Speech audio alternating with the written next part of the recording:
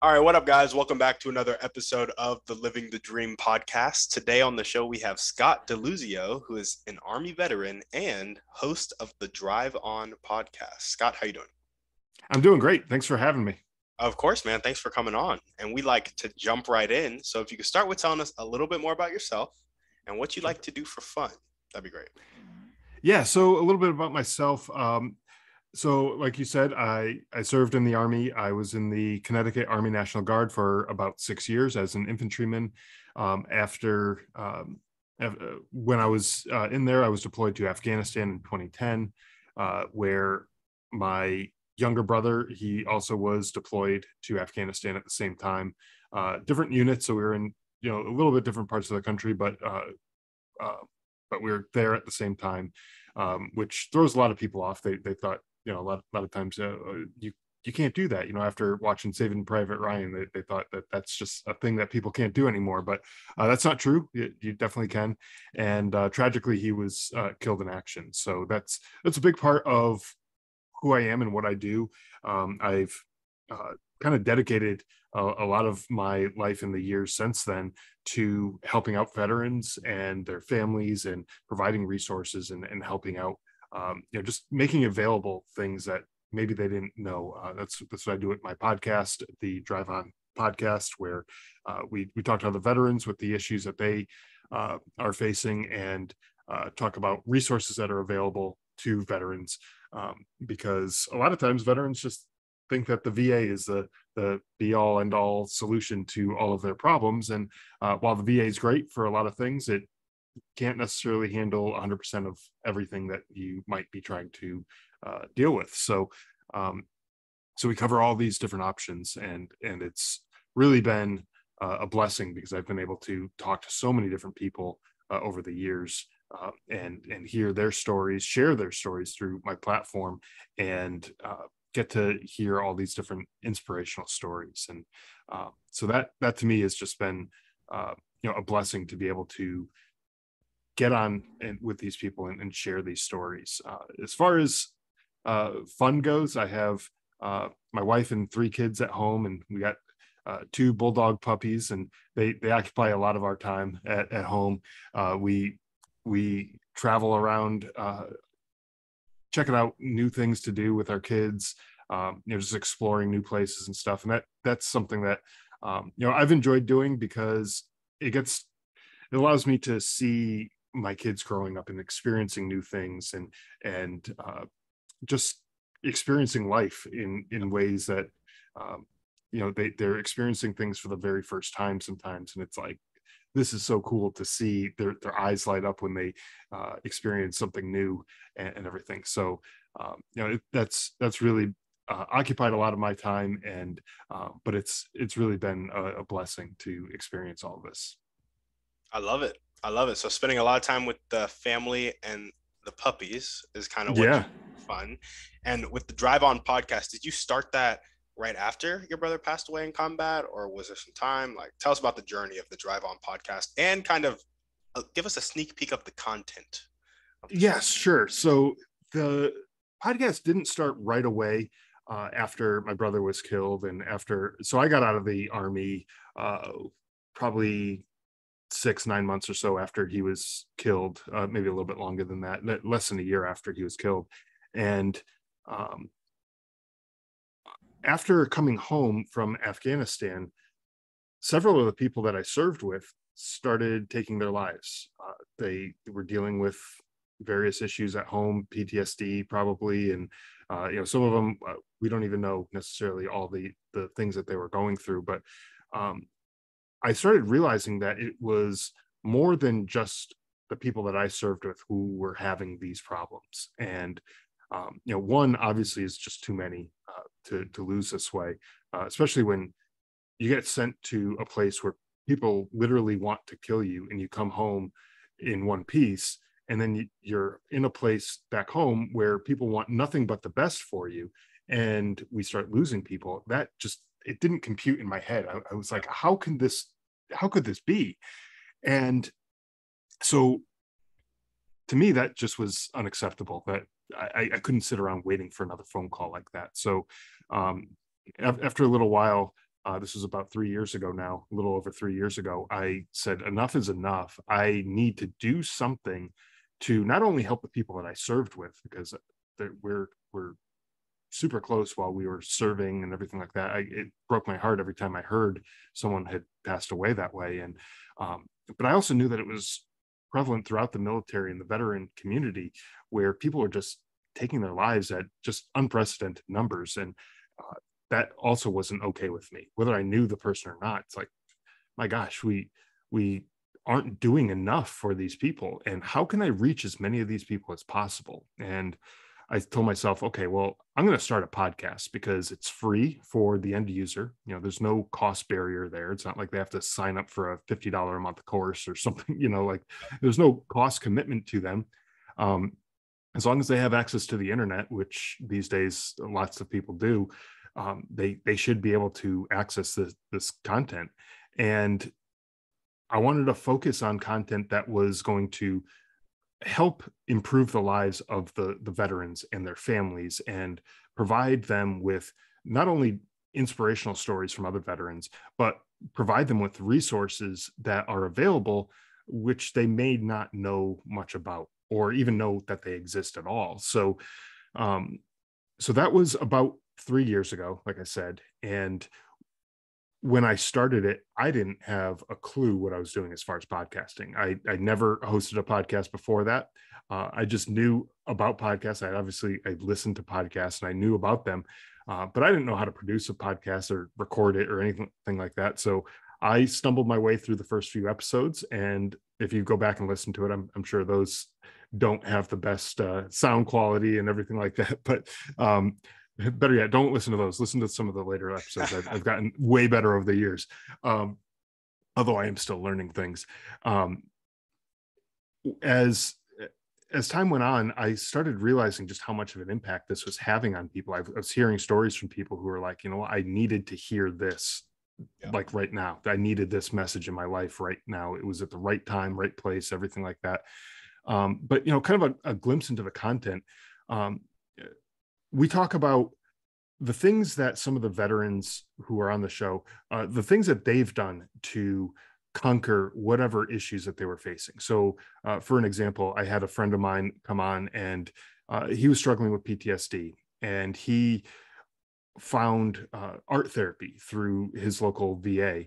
And when he took his first class learning how to paint and everything like that, he said he just kind of like got lost in the artwork. And this was just such a great thing for him to be able to just get lost in it and create this beautiful masterpiece, from nothing, essentially. You got a blank canvas and some paint, and you just create something that otherwise is just sitting in your head. Like, you can see what you want it to look like, but it's just sitting there, and now you've created it. And he said the impact on his own mental health has just been tremendous. He's had such a huge shift in his own mental health just from doing that. And again, that was through the VA. And some people don't even realize that stuff like that exists. And he shared his story, and other veterans, myself included, because I didn't realize that this type of thing would have that much of an impact. I started picking up a paintbrush, and I said, let me give this a shot, because I'm kind of dealing with some stuff too. Let me try this and see what happens. And worst case scenario, it sucks and I just throw it away, and it's not a big deal. It's just, all I've lost is a few bucks on a canvas and some paint and whatnot. But at the end of the day, if it turns out to be really good, then great. This is even better, right? So that's the type of stuff that we talk about. We share the stories of other people's journeys, what they've gone through, what they've experienced, and more importantly, how they've coped with the things that they've dealt with. As far as the other resources that we talk about on the show, we talk about alternative forms of therapy, like the art therapy, like I just mentioned, but there's other things like equestrian, like therapy, where people work with horses. And actually a kind of funny story. The other day I was out with my kids, and we found a place that had a bunch of horses. And my younger son, he went up calmly to the fence where the horses were, and he was actually got to pet the horses. And my other two kids were kind of coming up behind, and they got excited when they rounded the corner and they saw the horses, and they started running towards the horses. Well, horses are prey animals, and they sense that kind of attack mode, if you will, and they ran away from my two older kids. And that's exactly what happens with some of the PTSD therapy that happens with horses. Is if you are in this amped up mode from your PTSD and you're not learning how to calm yourself down, the horses don't respond very well to you. And when you're in a relaxed state and you've managed to calm yourself down, the horses will respond to you, and they'll come right up to you, and they'll interact with you. They'll respond to commands, whether it's if you're riding it or whatever. They'll respond to those things. And that's something, before I started doing this, I never even imagined that horses could play any sort of role in mental health treatment. But that it's just one other thing that's available. And so we talk about all sorts of things like that. We talk about traditional medicines and techniques and alternative approaches, things like the horse therapy, and occupational type things, like getting into a new career after the military, and all sorts of things like that to help with all aspects that people might be dealing with after they get out of the military, ultimately with the goal of providing hope to the veterans and their families and loved ones, to let them know that they're not alone with whatever it is that they're going through, and there is something better out there for them. They just need to know where to look. Yeah, no, absolutely. I love that. I think that is so powerful, so key. I've had a couple other people on the podcast and have talked with some people who are very serious about, helping the veteran suicide rate go down. Like, do you know the statistic? I think it's something like 20 a day or something like that. Yeah, I mean, the number fluctuates depending on what study that you look at. I think the common number that people throw around is 22 a day, which, if you look at that number and you look at the total number of veteran suicides from the start of the Iraq and Afghanistan wars to the end last year, and you look at the total number of combat and even non-combat related deaths, the suicide rate is exponentially higher. It is so much more. So we've lost more people to suicide than we did to combat over in Iraq and Afghanistan. And that includes all sorts of things, from gunshots to IEDs being blown up, or suicide bombers. That includes all of those types of things, all those things which are literally meant to kill people. Like that there's no other design for an IED other than to cause death and destruction and cause fear and panic in people. There's no other reason for those things. And yet we come home and we have resources available, oftentimes underutilized resources. And we have people who are taking their own lives one way or the other. It doesn't really matter how they do it. The end result is always the same. And they just maybe didn't even know that there was resources available, that they had this option to do something better with their lives, to improve themselves. And they gave up. They lost hope. And so that's what we want to do. We want to reduce this as much as possible. Yeah, absolutely. Well, the next question is about your motivation. I feel like we've captured it in what you said, but if you want to elaborate on it, feel free. What gets you up and keeps you going every day? Yeah, I mean, this is a huge part of it for me. After losing my brother overseas in Afghanistan, I went into a pretty dark place myself, and I was not the easiest person to deal with. My wife, she's a saint for putting up with me. My oldest son, he was just a baby at the time, and I was not the best father that I could have been. I was not the best husband that I could have been. And I recognize just how easy it is to slip into being a 180, but from your former self after something tragic like this. And it doesn't have to be the loss of a loved one. It could be, something that you might have experienced in combat on a deployment or whatever. And so what gets me up and going is helping other people. Honestly, it's getting out there and sharing messages of hope and courage and commitment to something that's bigger than yourself, something that will move the needle in somebody else's life to help them get over whatever it is that they're dealing with. And I don't mean to say getting over it like I'll just suck it up and deal with it and get over it and forget about it, because a lot of times with these traumatic incidents that people are dealing with, you don't ever forget these things. You don't ever just make it disappear, right? But you learn how to live with it, and you learn how to live with it without numbing the pain, without drinking it away or using drugs or other unhealthy coping mechanisms like that. You learn how to deal with it in a healthy way, and so for me, that is it. That's the thing that keeps me going. Is if I know that every day I'm waking up and I'm helping at least one person, then I know I'm doing a good job.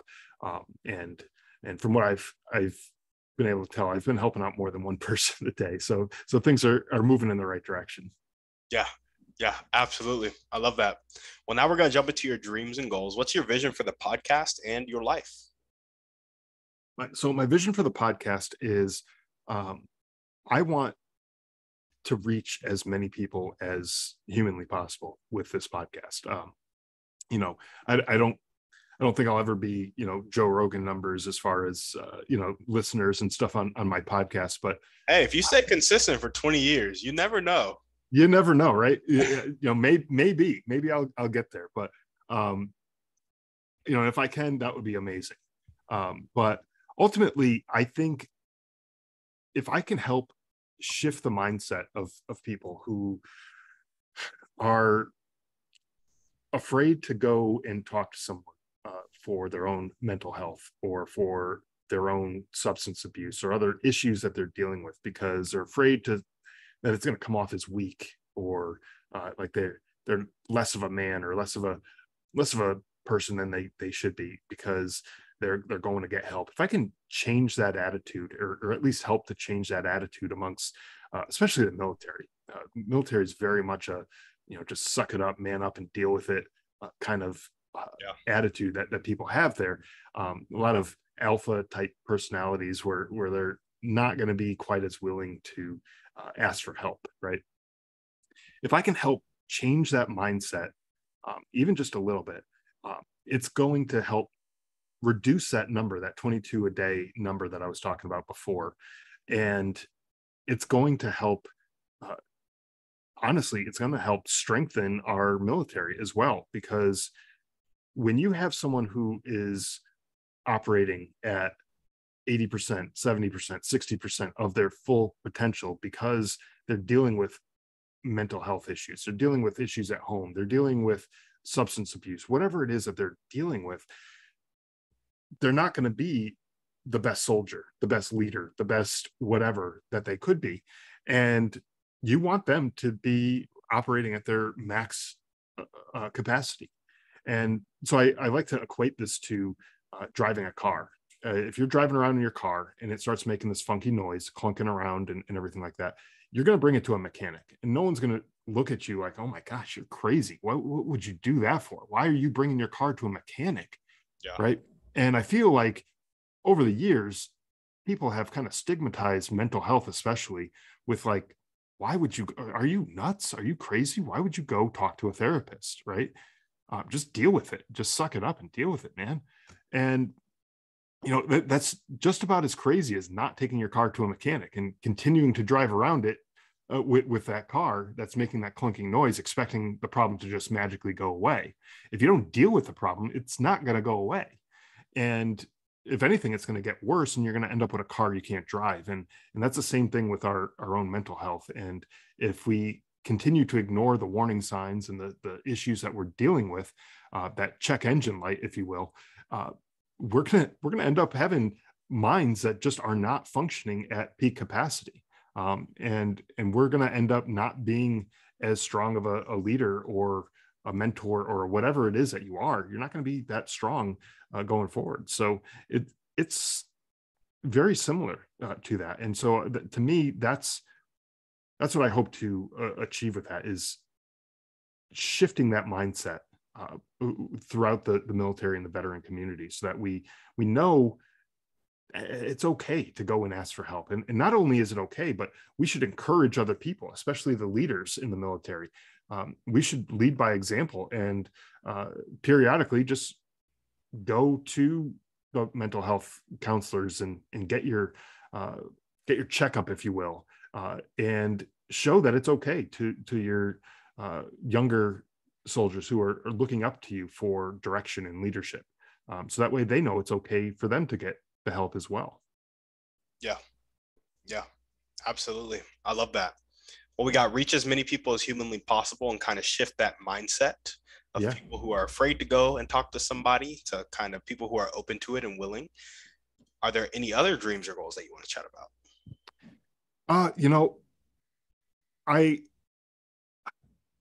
like to think that at some point I'm going to be leaving this world better off than I found it. Hopefully that's I think a lot of our goals. But through all these stories that I've shared on my podcast, and through I've written a book as well. It's called Surviving Son, and I've shared my own experiences. I've shared other people's experiences. Um, all of these stories are important stories to be told, and the more we share the stories, the more we tell them, the more of an impact it's going to have on other people. And that has kind of a ripple effect, where if something, like, someone might be listening to this podcast today that we're recording, and something that either you or I have said might just resonate with them, and it improves their lives, even just in a smallest way. And they experience somebody else who is having a similar situation that they were going through, and they share that same message with that person. And then that person shares that message with somebody else, right? And so it has this ripple effect where over time, that one message, that one conversation that you and I are having today could years down the line affect somebody that we don't even know. We've never met them before. They may not even be born right now, and they may be impacted by this message years and years down the line. And so, to me, the more messages that I can help share and spread, I feel like it's going to end up leaving this world a better place than it was when I first entered it. Right. So, that's a huge thing for me. There we go. There we go. I love it. I think what's even more beautiful about that is, as you share the stories, you start to get people's attention. Like, people start to consistently listen. And as people consistently listen, you start to have a platform to impact them in other ways as well, which is what I think is so cool. Like, not only will the ripple effect of sharing the stories happen, but say you want to, I know a couple guys who have this resort business, and they host resorts for people, and then they host those resorts for veterans, and they have a nonprofit and a for-profit. The for-profit gets money from resorts, and nonprofit hosts resorts for veterans as a therapeutic type of thing. Sure. And partner your platform with stuff like that, and getting you it just starts growing, and it starts growing, and it starts growing. And the ripple effect happens in so many ways: businesses, nonprofits, people, shared stories. It's a beautiful thing. Yeah. And the more things like that, so the more things like that you can do, it's just going to expand your reach. It's going to expand the good and the benefits that you're doing, right? With this podcast, for years, I've been doing this, not making a penny. As a matter of fact, running a podcast, there's costs involved, and it's that's all been, for me, that's all been out of pocket. I've not earned a penny from anything that I've done with it. Even through the sales of my book, I reinvest the sales of my book back into the podcast, so that way I know it's going to continue to be funded through that, and I'll have money that I can use for things like the software that we use to record, and for the equipment, if the microphone busts, or the cameras or whatever. Those monthly bills add up. They do. They end up adding up, and so I gotta gotta sell a lot more books, but you know, but for me, if I have a way of making more money, that means then I have some money to now expand into other things that I can invest in as far as advertising to reach more people, or maybe coming up with courses or other things that might help other people. And it doesn't, like you said, it doesn't have to just be veterans, because there's other people who are not veterans who are dealing with PTSD, or they might be dealing with grief from the loss of a loved one, or substance abuse or whatever. And so these things, whether it's a workshop, kind of like what you were talking about with the people that you know, or online course, or whatever it happens to be, more money makes that type of thing possible. And so that's honestly that's a goal of mine in the future. It's not necessarily to get rich and retire off of all of this stuff, but without that, it makes it that much harder for a content creator like this to continue doing what we're doing. And so the more of that goes on, then the more good can be done with that. Yeah, absolutely. No, I completely agree. I'm currently in the process of that right now. Like, I've been running the podcast daily now for about 8 to 9 months, and it doesn't, like, it takes a lot to make money off of a podcast. Like, it does. Oh, it does. Yeah. Like, I think it's like the average ad is like $18 per 1,000 viewers. To get your podcast to 1,000 views consistently is so much work.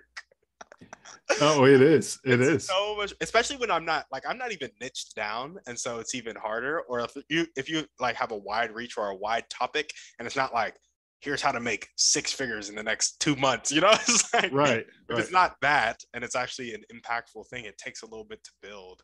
And having a business or something to monetize it on the back end, to build systems in place so you can be consistent and have a you can just be consistent over the years as opposed to over the months, right? It helps a ton. So I completely agree with you. Having that business on the back end, whether it be courses or any sort of business to kind of monetize it, is great. Yeah, and it really could be just about anything. If you're waiting to rely on sponsors, you're probably going to be waiting for a while. Like you said, that $18 per 1,000 listeners, like that's not a whole lot of money. So you need multiple thousands of listeners just to make a decent amount of money, and it takes a while to grow that kind of audience. Absolutely. So yeah, typically the business on the back end is the move, and typically that ends up being courses or coaching or consulting. But it could be a veteran retreat business. That works too, It certainly does. Yeah. Well, awesome. We're gonna jump to the next question now. If there were 1 or 2 people on the planet that you could meet, and this could be a specific person or a type of person, and they'd really help you take the next step towards your dreams and goals, who would they be, and how would they help you? That's a good question. I've thought about stuff like this before, but one of the things that I always say is you never want to be the smartest person in the room, because you don't learn anything when you're the smartest person in the room. If everyone else is looking to you for whatever it is that you have to offer, you're not going to grow yourself. So not saying that you have to be the dumbest person in the room either, but although you'll learn quite a bit, hopefully, in that kind of room.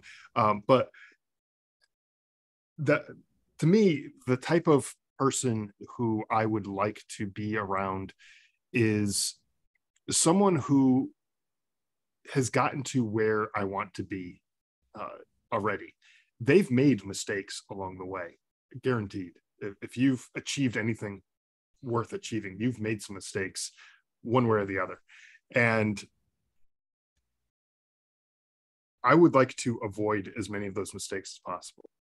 Not that it's not good to make mistakes, because you definitely learn from mistakes as you go on. But if I could have a mentor who has been there, done that, and can show me the best ways to do certain things so that I can level up faster and get to where I want to be, that would be ideal.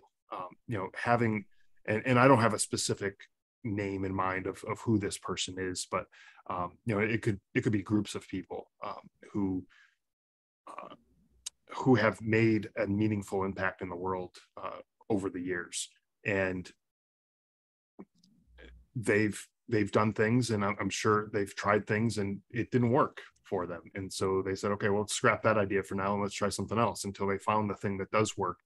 And once when you get into that flow and that you get that system running and operating, once when you get that going, there's no stopping you, because you are changing things and you're making a difference in the world. And so I'd love to be in the room with people who definitely are smarter than me. There we go. I love it. And now we're gonna jump into our thriving three. What's your favorite book, movie, or podcast? Pick one. Let's see. I would have to say, and just pick one for each, or just one? Just one. Just one. Okay. My favorite podcast, I think, would have to be the Jocko podcast. He's had a lot of different guests, and they're, for people who aren't familiar with his podcast, I don't know what rock people might be living under, but he's a Navy SEAL, and a former Navy SEAL, and he has guests from all different walks of life, from military to different leaders in business and things like that. And so he has a lot of different people on his podcast, and his podcast is really focused on leadership. And a lot of times when people think of leadership, they think of this authoritarian kind of person who's cracking the whip and making sure people are getting their job done and kind of stuff like that. But really, his thing with leadership is respecting people and making sure that that when you are leading somebody, you aren't telling them how to do things. You're leading them to come up with the answer on their own, so that way they feel like they've come to this conclusion by themselves. And just hearing some of the stories that he shares on the podcast, some of the leadership examples and other stories that he has to share, just is inspirational, and it's helped me in my own life. Even being a better father, like learning how to be a better parent to my kids, that's a form of leadership, right? It's helped me in my business, and it's helped me in my personal life. It's helped me all around just become a better person. So that to me, I think, has had a lot of meaning and impact on me. There we go. I love it. The Jocko, it's a long form podcast, right? Like the show. It is. A half hour. Yeah. They are certainly long podcast episodes. I think there's one I was listening to, and I looked at it and I was like, okay, my eyes must be playing tricks on me, because it says 6 hours. Like, what the heck is going on here, right? Like, no way is it 6 hours. Turns out, yeah, no, it was. 6 hours. And the thing that surprised me is that it wasn't just a lot of filler content of just babbling and rambling about nothing, nonsense kind of stuff. It was packed with useful stuff. And at first I was like, there's no way. I know. I mean, they could have printed out the transcript, slapped a cover on it, and boom, that would have been your bestseller on Amazon the next day, right? Absolutely. So, wow, that is epic. Yeah. I'll have to listen to that podcast, maybe get some tips for my own podcast. I'm always on the lookout for really good questions, and I'm sure he has some. So. Oh my God, he's an incredible host on the podcast. Yeah, I feel that. And what is one way you like to take care of yourself?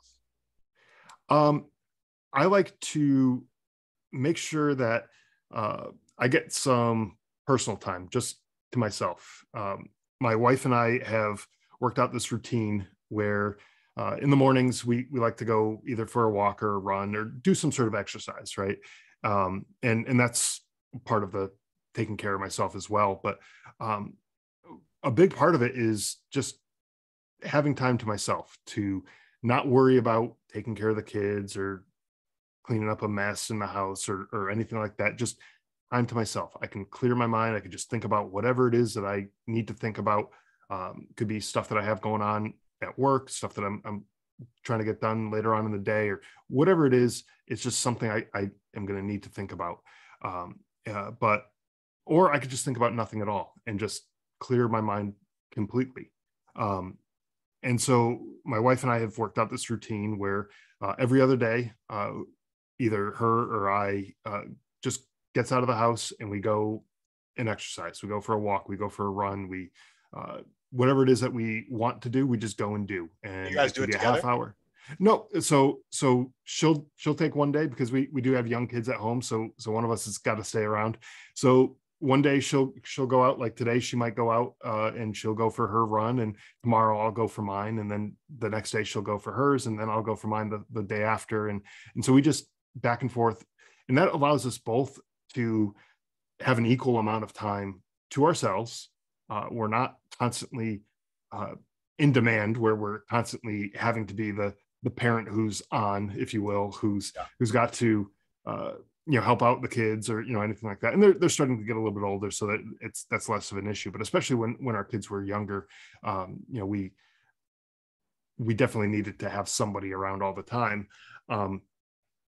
But it's just good for our own kind of sanity to have a little bit of alone time, just to clear our minds, do what we need to do, and then we can come back and we're back and we're refreshed, we're recharged, we're ready to just jump right back into the swing of things. And I think that's important for anybody, is to just be able to be present. And if you are if you're constantly on 100% of the time with whoever it is in your life, no matter how much you love them, and I don't get me wrong, I completely love my kids, I completely love my wife, I wouldn't trade them for anything, but sometimes you just need some time alone. And like, that's not selfish, that's okay, that's part of your self-care, that's part of your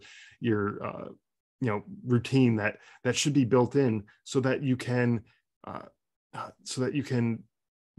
be the best you, whoever that you is, if it's a father or a mother or a whatever, a spouse, so that you could just be the best version of yourself for whoever it is that you care for. Kind of just recharges the batteries a bit.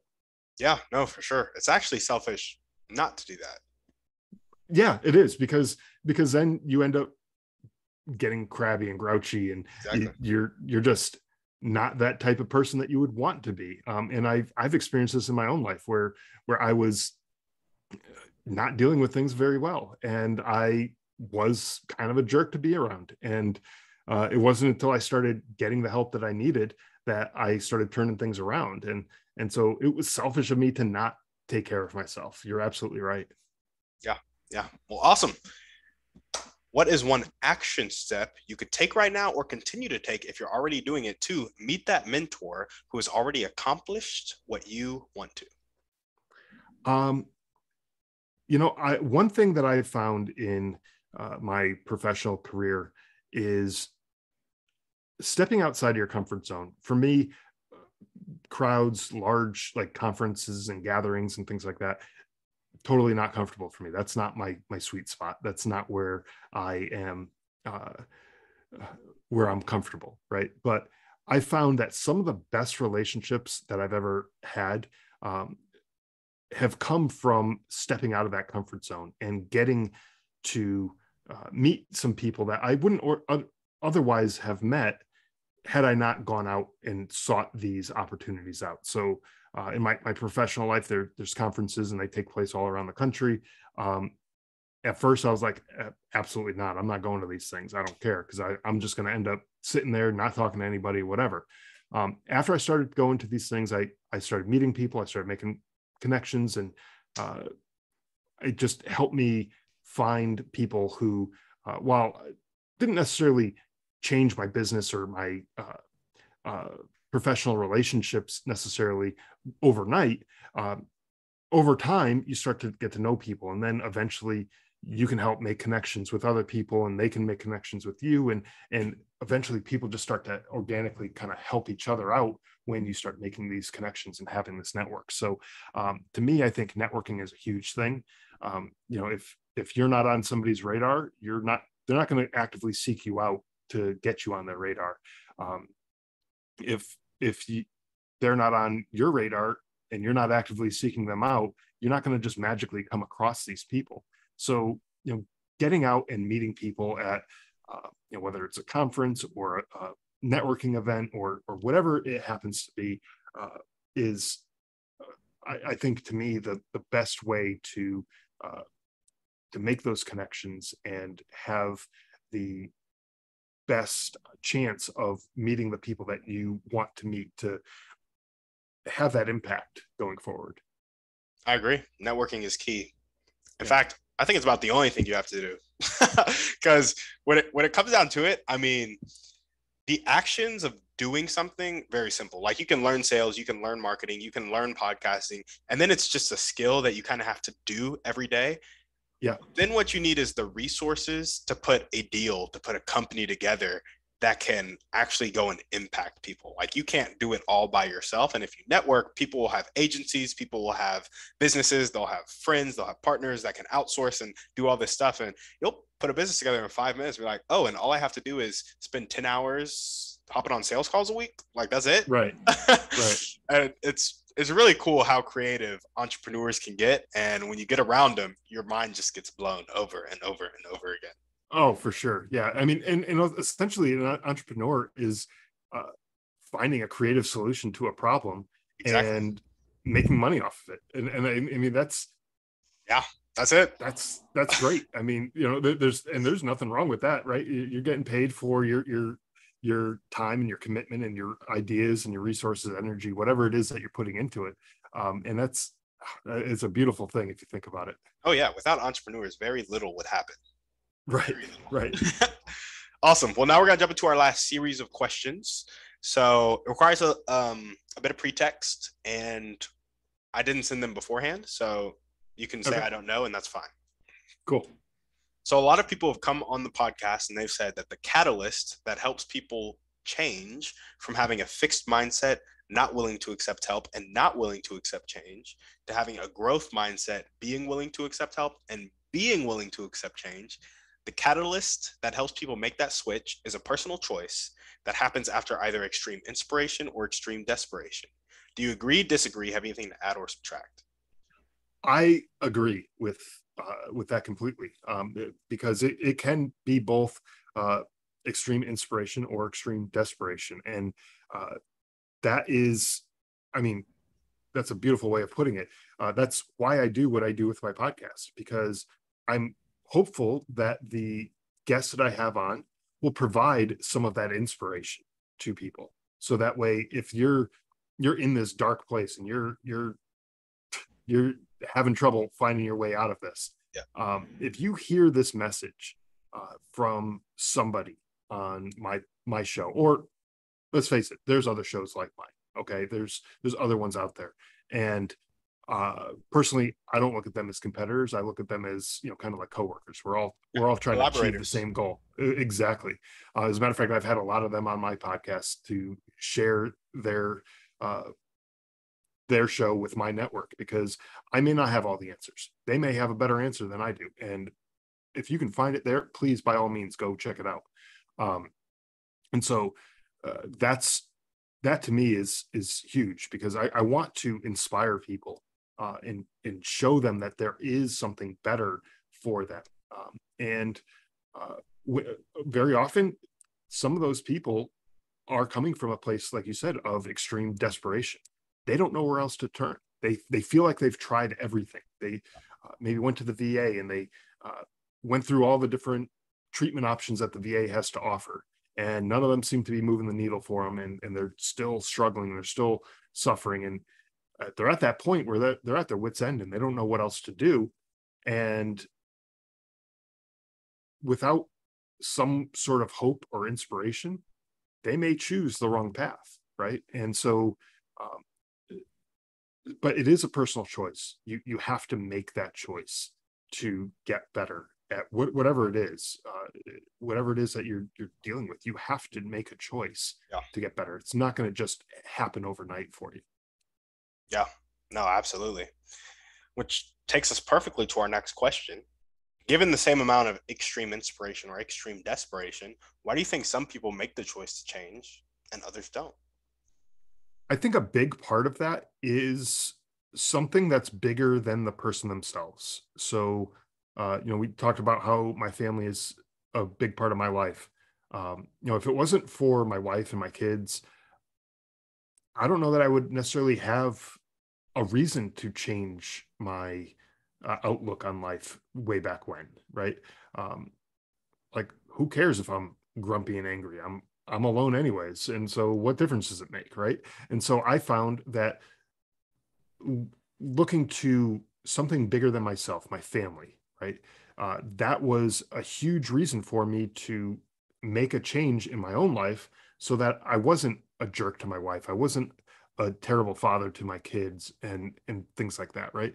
So um, I think if you can find something bigger than yourself, and it doesn't have to be family, because I understand that not everybody has the perfect family life, with, a nice, happy family to come home to and everything like that. It doesn't have to be that. You could be doing things to serve people in your community. That could be the thing that is helping you, right? Because if you go and help out at soup kitchen or a homeless shelter or something like that. And those are just two examples that popped at the top of my head, but I'm sure there's plenty of other examples of things that you can do to help people. Um, Volunteering at a VA hospital to just spend some time with the veterans who are there, who maybe don't have family of their own. You're now serving someone who, or something that's bigger than yourself. It's you're not just doing this for you. You're doing this for other people. Now look at it. There's other people who are relying on you. If you're not there, their day is going to be just as crappy as it was, had you not shown up. And when you do show up, their day gets a little bit better. And so you have something now to live for, to push for, to get better for.